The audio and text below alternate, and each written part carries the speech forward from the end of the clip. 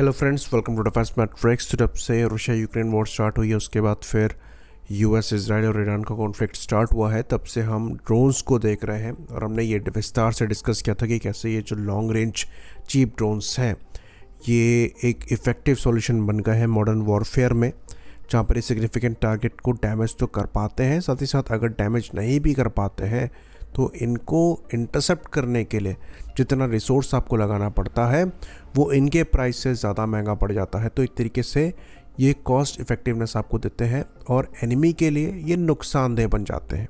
तो ये टारगेट को हिट करें तब भी बेनिफिट, ना करें तब भी बेनिफिट। और ये चीज़ स्पेसिफिकली ईरान द्वारा जो शायद ड्रोन्स को फायर किया जा रहा है उसमें दिखाई दे रही है। तो दूसरे गल्फ़ नेशंस पर ये ड्रोन्स फायर किए जा रहे हैं जहाँ पर ये ज़्यादातर अमेरिकन मिलिट्री बेसिस को टारगेट कर रहे हैं, लेकिन दूसरे इंपॉर्टेंट इंफ्रास्ट्रक्चर को भी डैमेज कर रहे हैं। तो अगर आप इनके अगेंस्ट में पेट्रियट फायर करेंगे तो अराउंड 100 टाइम्स कॉस्ट वहाँ पर एक इंटरसेप्टर का है। तो ये इस वॉर को सस्टेनेबल नहीं बनाता है, इसलिए आपको ऐसे सॉल्यूशन चाहिए जो कि चीप हो और इनका इस्तेमाल करते हुए आप इन्हें इंटरसेप्ट कर पाएँ। तो ये सॉल्यूशन भी प्लेस किए गए हैं और यहाँ से सीखना ज़रूरी है।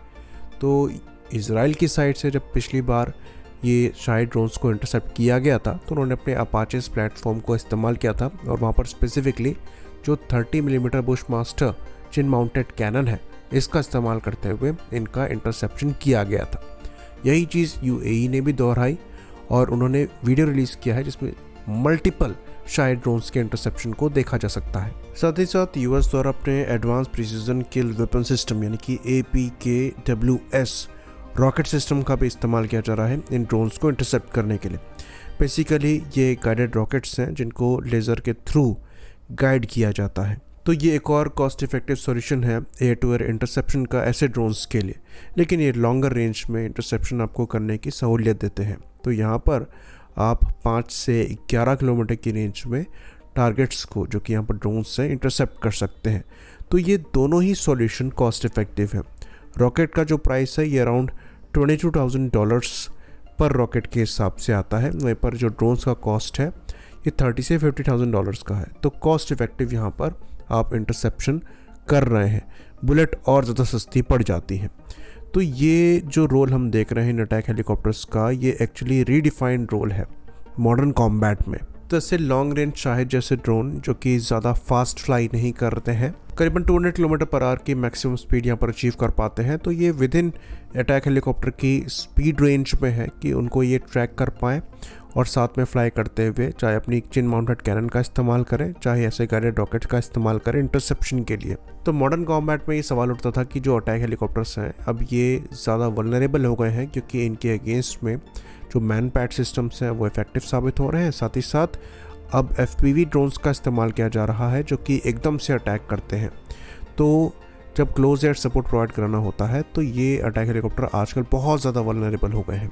तो इनका क्या रोल है, इनके बड़े नंबर्स क्यों लिए जा रहे हैं, अब ये एक नया रोल अनलॉक भी हुआ है, इसके बारे में ज़्यादा चर्चा नहीं हो रही है।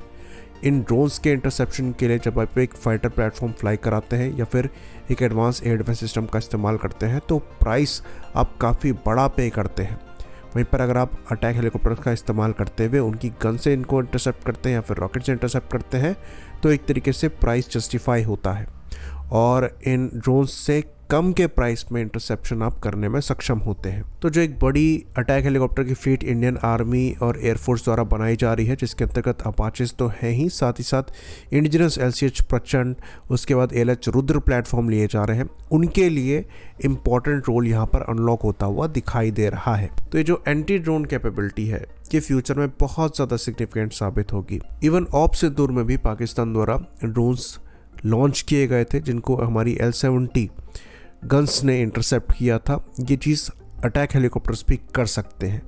तो ये एक नया मोड यहाँ पर ऐड हुआ है और ट्रेनिंग में लाइकली ये चीज़ ऐड करी जाएगी आर्मी और एयरफोर्स दोनों की, जहाँ पर ड्रोन इंटरसेप्शन की प्रैक्टिस कराई जाएगी क्योंकि ये इफ़ेक्टिवली किए तो जा रहे हैं पर क्योंकि पहली बार ऐसा कुछ किया जा रहा है तो एक यहाँ पर नुकसान भी यूएई का हुआ है, एक अपाचे क्रैश हुआ है।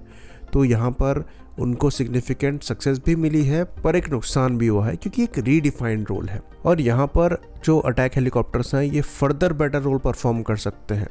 तो फ्यूचर में इन अटैक हेलीकॉप्टर्स के साथ स्वार्म ड्रोन्स को मेट करने की भी बात करी जा रही है, यानी कि ये खुद स्वार्म ड्रोन्स लॉन्च कर पाएंगे और इंटरसेप्टर ड्रोन्स लॉन्च कर पाएंगे जो कि इन ड्रोन्स को टारगेट करने में सक्षम होंगे।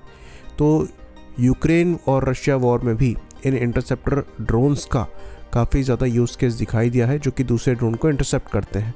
तो अटैक हेलीकॉप्टर से आप इनको भी लॉन्च कर सकते हैं जो कि कॉस्ट इफेक्टिव इंटरसेप्शन आपको प्रोवाइड कराएंगे ऐसे ड्रोन्स का।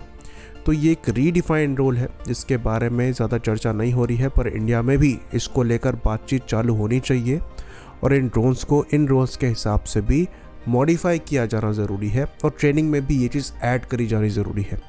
होपफुली हम यहाँ पर सीखें चीज़ों को और जो बड़ी अटैक हेलीकॉप्टर की फ्लीट हम बना रहे हैं उनको मॉडर्न कॉम्बैट के हिसाब से तैयार कर पाएँ। आई होप इन्फॉर्मेशन यहाँ पर क्लियर रही हो। इसी बात पर इस वीडियो को हम ख़त्म करेंगे। लाइक करिए, सब्सक्राइब करिए। जय हिंद।